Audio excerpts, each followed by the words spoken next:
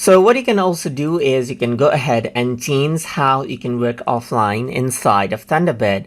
So to do that, you need to go around onto the file menu, and once you go around onto the offline section, you can see that offline settings is an option. So here you can see that synchronization and storage option opens up, where you can go ahead and then keep the messages in folders for the account on this computer. So you can disable this so that the synchronization does not happen, or discard it so that it does happen.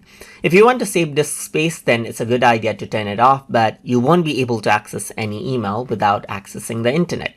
You can also go around onto the advanced setting right here and choose what you want to sync out as well. So apart from that, you can also go around and utilize the disk space right here, like synchronize the most recent only 30 days of messages or only 15 days right here, and don't download messages larger than let's say, for example, 5000 KB right here. That is around 5 megabytes.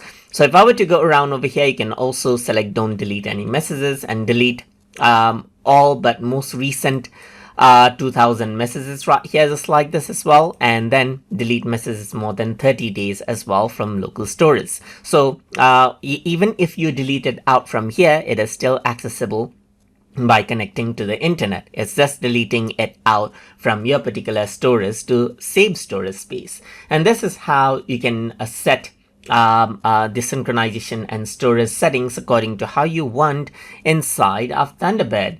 So hope you guys learned something as always.